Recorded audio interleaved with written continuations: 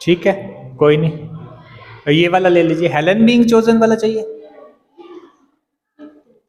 ये दिए हुए हैं वैसे बुक में, फिर भी मैं बता देता हूँ। बोलो कौन सा है ये कौन सा है? हाँ, कर्टसी हेलन ये दोनों साथ साथ कनेक्टेड ही है ना सारे ये। कोई नहीं, तो यहां से ले सकते हो आप, may she be granted beauty and yet not beauty to make a stranger's eye distraught. ये भी आसान है कि आसान है। और कहाँ गया कर्टसी वाला?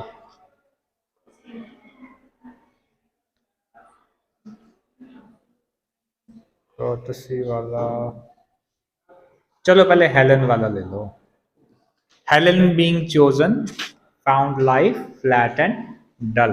तो सबसे पहले तो हम क्या ले लेंगे, सिंपल इसकी कॉन्टेक्स्ट। कॉन्टेक्स्ट तो यही लिखोगे, द गिवन पैसेज और the given lines have been taken from the poem a prayer for my daughter. Short में सुन लो, आप लिख ही लोगे। And in this particular stanza या इन दिस पैसेज या in these lines poet is yes giving us examples from Greek history, Greek इतिहास से, माइथोलॉजी से एग्जाम्पल देता है, in which he tries to prove that beautiful women often make wrong choices in their life and they waste their gift given by God। Basic बात उसने बार बार यही की कि जो किसी को गिफ्ट मिला है, और यहाँ पे एग्जाम्पल लिया है फीमेल का। कौन सी फीमेल ली? जो बहुत सुंदर थी, इतिहास में उनका नाम है सुंदरता के लिए। लेकिन उन्होंने क्या किया, फीमेल्स ने जैसे जो अपने पार्टनर चुने अपनी मर्जी से चुन लिए, और पोएट को लगता है कि उन्होंने वो वेस्ट किया, माने कि सही पार्टनर चूज नहीं किया।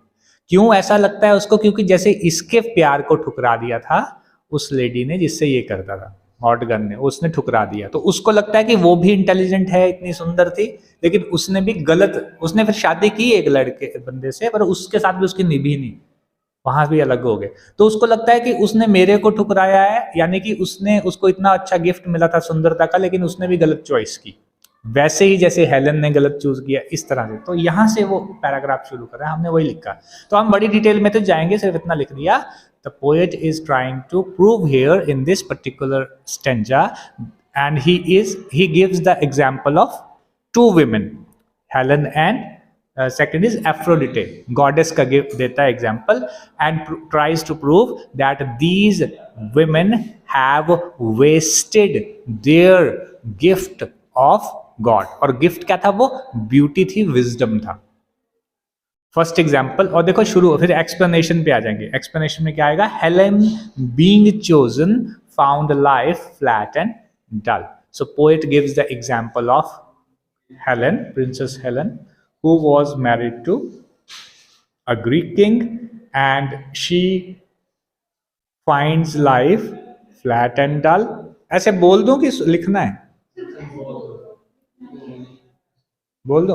She finds life flat and dull, means she finds it very boring, and then she runs away with a young prince, leaving her older married husband behind। भाग जाती है पेरिस के साथ। लड़की की शादी होगी बुढ़े से, राजा से, और वो बोरित महसूस करती है। बहुत सुंदर थी, उस दौर की सबसे सुंदर लेडी हेलन। मेलेनिस के साथ तो मुझे आइडिया नहीं है, लेकिन पेरिस के साथ खुद भागी थी, ठीक है। और वो एक छोटी सी बोट में बैठ के भाग जाते हैं पेरिस के। तो फिर मेलेनिस जो है अटैक करता है, क्योंकि वाइफ को वापस लाना है। तो उसके साथ वो वॉर ऑफ ट्रॉय शुरू हो जाती है। ग्रीक हिस्ट्री में जैसे हमारे यहाँ महाभारत प्रसिद्ध है, वैसे उधर भी वॉर ऑफ ट्रॉय बड़ी प्रसिद्ध है। तो ये हो जाती है। तो यहाँ पे देखो, what the poet is actually trying to say that it was Helen who was responsible for all this, because she was not very balanced in her approach towards the choice of partners. Secondly, while देखो वहां से लिखता है Helen being chosen found life flat and dull and later had much trouble from a fool। फूल किसके लिए लिखा है? ये प्रिंस के लिए, कि उससे बड़ी उसको फिर परेशानियां झेलनी पड़ी। परेशानियां यही because she became the cause of war and there was quite a bloodshed.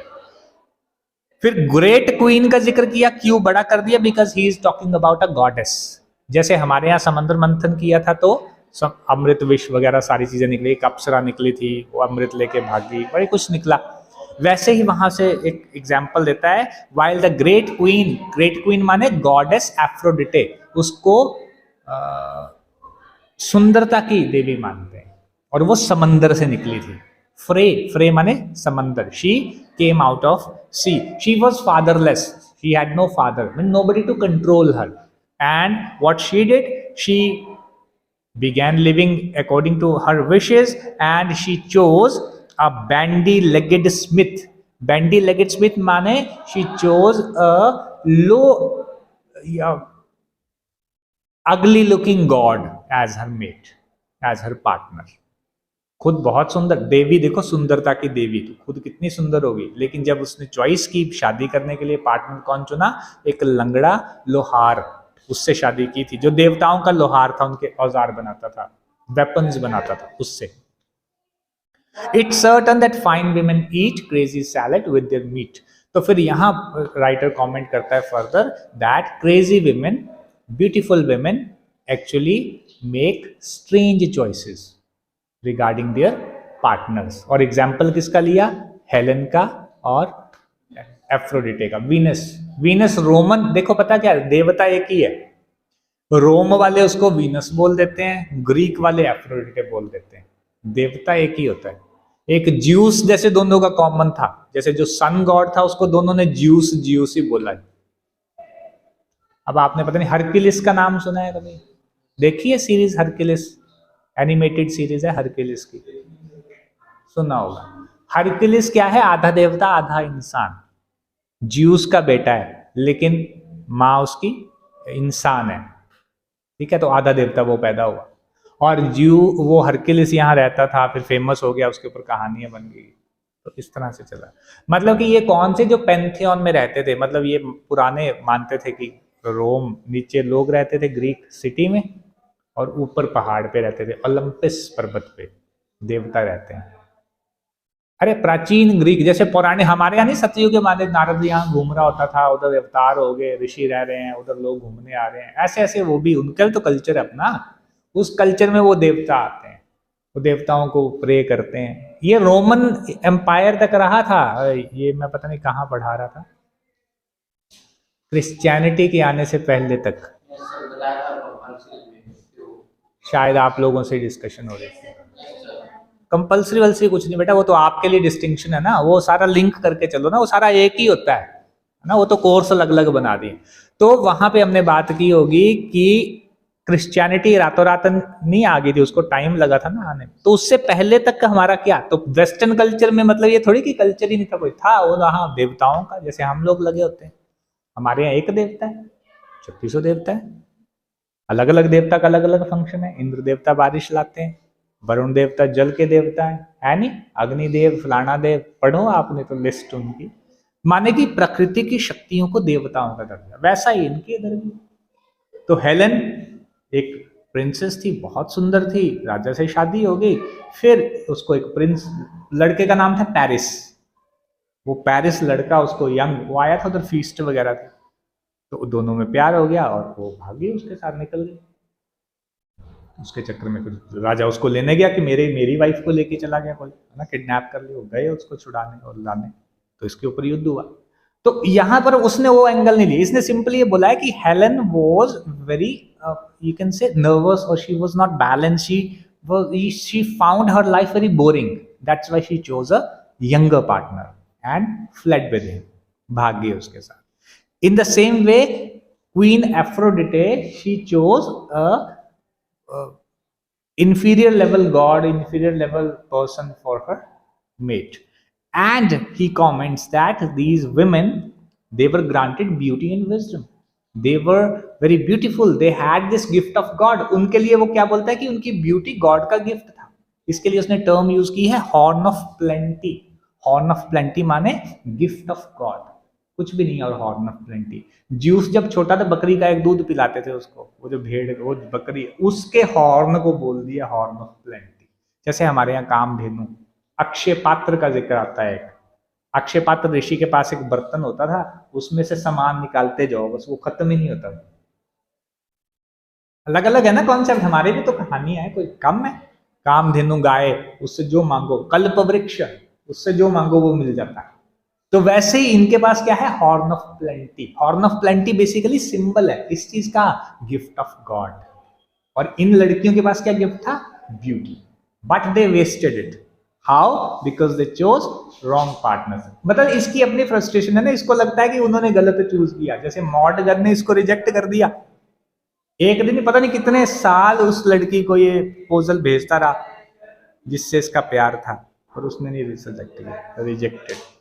थका के उसने और शादी की, पर वो लड़की उसको अच्छी मिली बाद में। इसमें जिक्र आता है, because this poem is autobiographical. ये भी आप उधर कॉन्टेक्स्ट में लिख सकते हो, है ना। It has hints of, it is the poem, the stanza is autobiographical in nature. That is why, तभी तो सीधा हेलेन पे पहुंच गया, और वो राइटर डालता है इसी चक्कर में। बस इतना सा है, बातें तीन ही बोल दी हैं इसने, Helen, Aphrodite, then he says that women, beautiful women, crazy women eat, sorry, fine women eat crazy salad. Crazy salad का मतलब कि अपने मीट के साथ क्रेजी चीजें खाने का मतलब ये है कि they have sort of strange choices with regard to their mates या पार्टनर्स। क्योंकि इतनी सुंदर लड़की, लेकिन उसने चुना एक बैंडी लेग्ड। बैंडी लेग्ड होता है मतलब जिसके पांव घुटने में, चलने में दिक्कत ही, मतलब लंगड़ा के चलता होना ना बंदा, उसलिए बोल दिया। और ऊपर से था वो स्मिथसन, देवताओं का लोहार। अब मुझे नाम नहीं याद आ रहा, शायद मार्स से इसका प्यार, हाँ एफिस्टस है, हाँ इससे कर ली होगी इसने शादी। ये ग्रीक या रोमन नाम होंगे।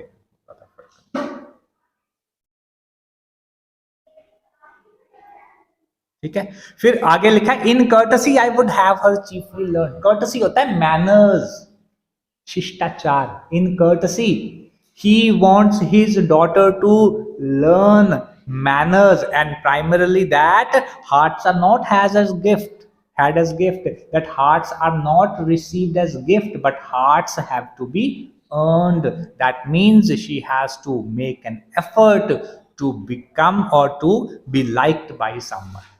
एफर्ट करना है, ऐसे नहीं कोई आपकी प्रशंसा करेगा, कोई आपका अपना बनेगा, आपको भी बदले में उसके साथ वफादारी, लॉयल्टी निभानी पड़ेगी। फ्री में कोई दोस्ती भी नहीं करता, आप निभाओगे तब सामने वाला निभाना शुरू करेगा। फिर जब बिल्ड हो जाता है फिर चल पड़ता है, लेकिन शुरुआत दोनों तरफ से होती है ना। वन साइडेड तो कहीं से भी नहीं चलेगा, वन साइडेड तो फिर फ्रस्ट्रेशन ही आएगी। बट ये है कि hearts are not had as gift, but hearts are earned, कमाए जाते हैं। कैसे कमाएगा कोई, विश्वास कैसे कमाएगा, मेहनत से कमाएगा, उसके लिए आप कुछ त्याग करोगे तो। फिर कहता है by those that are not entirely beautiful, और वो लोग जो पूरी तरह से खूबसूरत नहीं है, जिनके पास गिफ्ट नहीं है, yet many that have played the fool, for beauty's very self his charm is wide, and many a poor that has roved, loved and thought himself beloved from a glad kindness cannot take his eyes। यहां पे भी example वही दे रखा है।